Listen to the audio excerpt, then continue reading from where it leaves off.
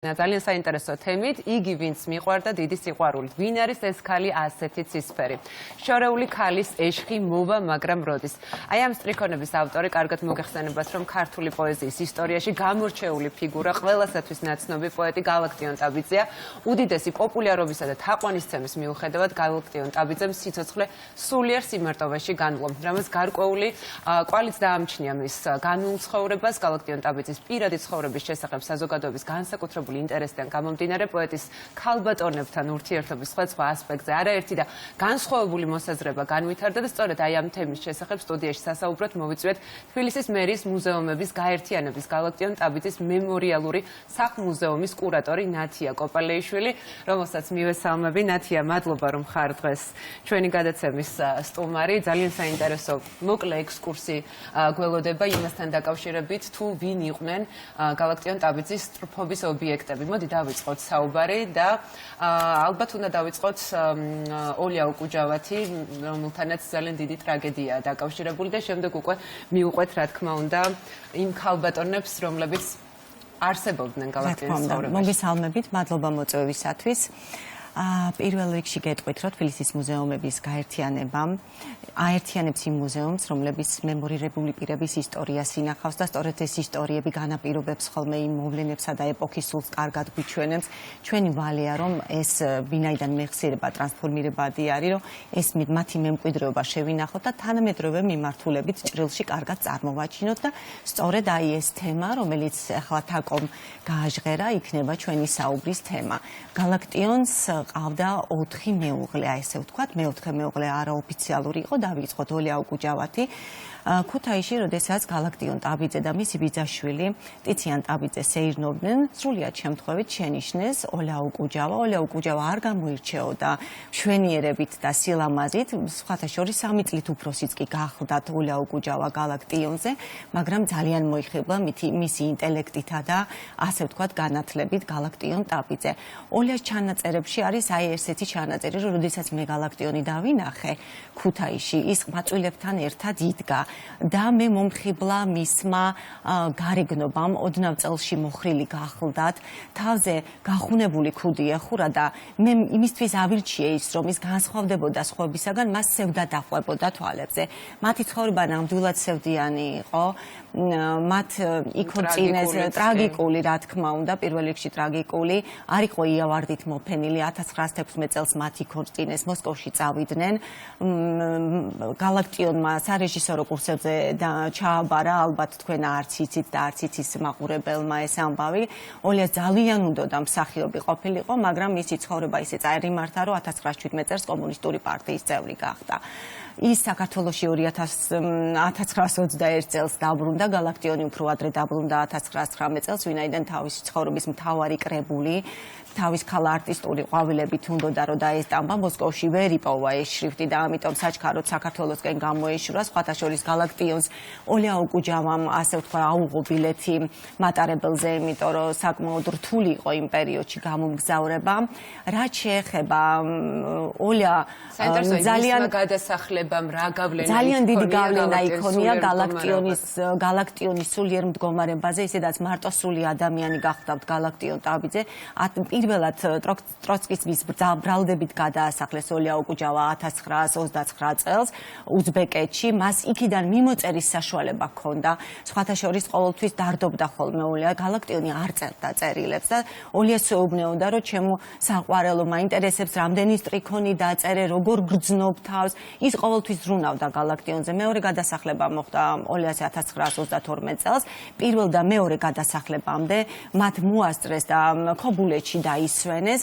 10 წელი მიუსაჯეს მეორე გადასახლების პერიოდში და 1951 წელს 11 სექტემბერს ოლია უკუჯავა პოლიტიკური ნიშნით იაროსლავში დათვების ტყეში დახვრიტეს. გალაქტიონი ბოლომდე არ საუბრობდა არასოდეს ამ თემაზე, იმდენად მტკივნეულად განიცდიდა წერილებს, მე გითხარით რომ არ წერდა, მაგრამ სამაგიეროდ ლექსებში ამ ტკივილს ძალიან კარგად აღნიშნავდა ხოლმე მზეო მთიბათვისა, ალბათ ყველასათვის საყვარელი ლექსი, უკანასკნელი მატარებელი, ჩემი ცხოვრებისაცაა გავა მატარებელი, ეს ლექსები ოლია ოკუჯავას მიუძღვნა. ოლია ყოველთვის ყველგან დაეძებდა ხოლმე. გალაქტიონს მხარში ედგა ყოველთვის. მე გეტყვით ესეთ ისტორიას, რომ მათ ხელშეკრულება დადეს, უნდათ ერთად რომანი დაეწერათ, ანუ ტექსტი შეედგინათ და ხელშეკრულება დადეს, რომ 1 სექტემბრიდან აუცილებლად დაწერდნენ ამ ერთობლივ ტექსტს და ვინც დაარღვევდა ამ ხელშეკრულებას 300 მანეთით, ასე ვთქვათ, ერთმანეთს დააჯარიმებდნენ. სამწუხაროდ მათი ცხოვრებიდან გამომდინარე ამის ასე ვთქვათ შესრულება ვერ მოხდა და ძალიან სამწუხაროა. ამ მომენტში ამ დროს შემოდის ახალი პერსონაჟი გალაქტიონის ცხოვრებაში. მოდი პირდაპირ გვითხარ. 1928 წელს იურემნა დარიუსი. დიახ, ამ პერსონაჟის ირგვლივ ბევრი არაფერი არ არის. ნაკლებად ცოტა ბურუსით არის ეს ამბავი მოწული და ვფიქრობ საინტერესო იქნება მაყურებლის. დიახ, ნამდვილად სწორი ბრძანდებით 1928 წელს, როდესაც გითხარით ოლეო ოკუჯავა 36 წელს გადასახლებულია და ჯერ კიდე ცოცხალია და არ არის დახვრეტილი. გალაქტიონის ცხოვრებაში შემოდის ქალბატონი. მათი გაცნობის ისტორია არის ძალიან მნიშვნელოვანი. ერთ-ერთი თბილისში გახანგრძლივებული ბანკოს თამაშის დროს ოლგა დარიუსი ვექილი აცილებდა მას სახლში და მოუნდა გასტრონომში შესვლა. მაშინ ახლანდელ სუპერმარკეტში ასე რომ ვთქვათ. და რადგანაც გვიანი იყო, ოლგა დარიუსს კარიც ხვირწინ მიუჯახუნეს. უცბად საიდანღაც გამოჩნდა ახოვანი ადამიანი, პიროვნება, რომელმაც ჯიქურ შეაღო ეს კარი და უთხრა, რომ პატივი ეცით ულამაზეს ქალბატონს. უცბად ეს ვექილი, ასე ვთქვათ, გაშეშდა და როდესაც შემდეგ დაიშალენ, ოლგა დარიუსმა კითხა ვექილს, რომ რატო გაშეშდიო და ვინ იყო ეს მამაკაციო და ეს გახლავთო პოეტა, ეს იყო პოეტების მეფე გალაქტიონ ტაბიძე. შემდეგ გალაქტიონის ჩანაწერებში ჩვენ ხედავთ, რომ მას კიდე შეხვდა გალაქტიონი ქუჩაში, ავადმყოფი სულ დახეტიალობდა ხოლმე ქალაქის ქუჩებში და გითხარით, რომ ოლეა ოკუჯავა ეძებდა ხანდახან ორ-ორი კვირაობითაც კი იკარგებოდა ხოლმე და შესტირა, რომ მე ძალიან ცუდად და თავის ჩანაწერებში ვკითხულობთ, რომ ოლგა დარიუსმაო გადამარჩინაო და უწერია ავად ვიყავი, სახლში დამაბრუნა. ესე იგი, სადილი გამიკეთა, ოთახი დამიწკრიალა, ფარდები თავშესაფარი იპოვა შეიძლება ითქვას მასთან? დიახ, სულიერი თავშესაფარი არა, უფრო აი მოვლას ითხოვდა, ასე ვთქვათ. და მე მომეცა საშუალებაო, რომ პირველად ცხოვრებაშიო ძალიან დიდი ხნის მანძილზე სუფთა საწოლში ჩავწოლილიყავი და იმის საშუალება მომეცა, რომ ჩემი მესამე ტომის ლექსების კრებულის გამოცემაზეც კი დამეწყო მუშაობაო. თუმცა ძალიან ცუდი ჩანაწერიც აქვს გაკეთებული გალაქტიონს ოლგა დარიუსთან მიმართებაში, რომ მან ჩემი სახლის სკანდალით დატოვა. ის ესაუბრებოდა ტელეფონით ვიღაცას და იმ წრემ კოვზი ნაცარში ჩაუვარდათ. ანუ ინფორმაცია ვერ გაიგესო ჩემს შესახებო. ნუ გალაქტიონი მოგეხსენებათ, მარტოსული ადამიანი იყო, ფაქტობრივად მეგობრები არ წყავდა და სულ რატომღაც დაძაბული იყო, მხოლოდ ახალგაზრდებთან ჰქონდა კავშირი. ერთი ძალიან მნიშვნელოვანი ფაქტი მინდა გითხრათ, ოლგა დარიუსმა გალაქტიონს უთხრა ოლიას გადასახლების დროს, რომ მას წერილი დაეწერა სტალინის სახელზე. ოლიას შეწყალების შესახებ. ეს წერილი დაიწერა, თვითონ ოლგა დარიუსმა დაწერა, ადრესატამდე რა თქმა უნდა ვერ მივიდა. გალაქტიონი დაიბარეს, მოიკითხეს, უთხრეს, რომ გაუშვებდნენ დასასვენებლად საგურამოში, რა თქმა უნდა ოლგა დარიუსი და გალაქტიონი ერთად საგურამოში ისვენებდნენ ერთი თვის განმავლობაში და იქ დაწერა მისი ლექსი მშობლიურო ჩემო მიწავ და ასევე ჩანახატი გააკეთა ილიას კაკალი. ერთ-ერთი ასეთი ჩანაწერი მოვიძიეთ თქვენთან მოსვლის წინ და ოლგა დარიუსს თურმე უმუშავია საქნავთობში 40-იან წლებში. და გითხარით, რომ სკანდალურად დაატოვებინა გალაქტიონმა თავისი ბინა ოლგა დარიუსს. დაატოვებინა თუ თავად დატოვა? დაატოვებინა, ანუ კამათი იქნებოდა და სკანდალურად დატოვა ოლგა დარიუსმა ჩენი საცხოვრებელი ბინა ამის და ამის გამო, რაც ზემოთ მოგახსენეთ და საქნავთობში ეტყობა თანამშრომლები, როგორც ჩვენ საუბრობთ ხოლმე, ხო, საუბრობდნენ და გალაქტიონისზე საუბრის დროსო ოლგა დარიუსს ყელში ბურთი ეჩხირებოდა ხოლმეო, ცრემლებიც კი მოდიოდაო, მას ძალიან უყვარდაო, მაგრამ გალაქტიონს არ უყვარდაო. არის ერთი ესეთი პატარა მოგონებაც ერთ-ერთი პიროვნებისა. ნინო კვირიკაძეზეც რომ გადავიდეთ, ნათეთ დრო ძალიან ცოტა გვაქვს, ამიტომ მინდა რომ ნინო კვირიკაძეზე ერთ საინტერესო ისტორიას მოგიყვებით. თვითონ ნინო კვირიკაძის ჩანაწერებში არის ის, რომ 20 წლის ასაკში გაიცნო, როდესაც ბაღდადში იყო ჩასული აღწერის დროს, მოსახლეობის აღწერის დროს გალაქტიონიც იყო რატომღაც ჩასული, დაინახა ვინ არის ასეთი ლამაზი მტრედიო, უთხრა ნინო კვირიკაძეს გალაქტიონმა. შემდეგ წლის იყო დაახლოებით 1916 წელს ალბათ იქნებოდა რამდენი წლის 1991 წელს დაიბადა. აი გამოვთვალოთ ახლა უცბად დრო რო არ დავკარგოთ ამაში. 20 წლის იყო თვითონ ნინო კვირიკაძე და სპექტაკლშიც მონაწილეობდა ქრისტინე და უცბად სცენაზე დაიყარა ყვავილები ზემოდან წამოვიდა სცენის ხანდარიდან, უცბად გალაქტიონი შეხვდა სცენაზე და ხელები დაუკოცნა ნინო კვირიკაძეს და შემდეგ ადგილობრივმა პრესამ საკმაოდ ესეთი კაცრი სტატია გამოაქვეყნა, რომ ესო ხულიგნობა იყო, სპექტაკლი ჩაშალაო გალაქტიონმაო, ეს ეპატაჟურობა ახასიათებდა გალაქტიონს.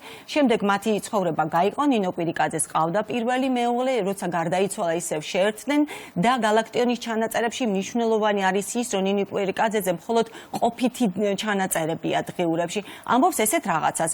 ბესიკის ქუჩაზე მთაწმინდაზე ცხოვრობს ნინო, რომელიც იჩემებს, რომ მე მას მერი მიუძღვენი.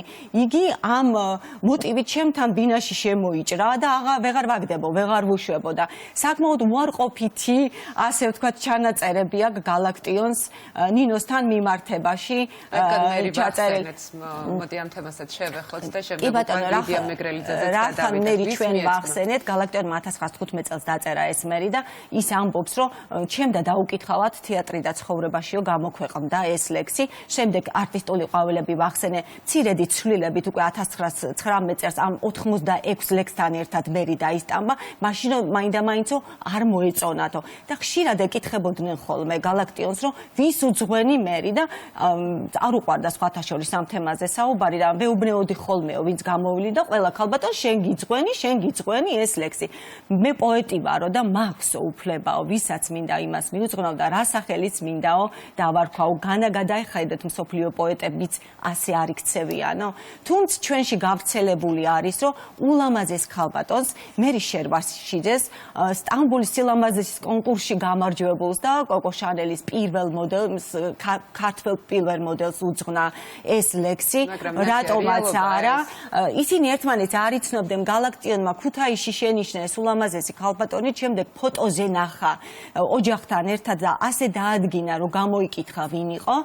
არის ერთი ასეთი ჩანაწერიც, რომ იმდენად მოწონდა, რომ ეს ფოტო ლადო გუდიაშვილთან წაიღო. და სთხოვა, რომ მერი დაეხატა ლადო გუდიაშვილს, მაგრამ თავისი მანერით დახატაო ლადომო და ეს არ არისო ჩემი მერიო და აღშფოთებული იყო და დატოვა იქაურობაო.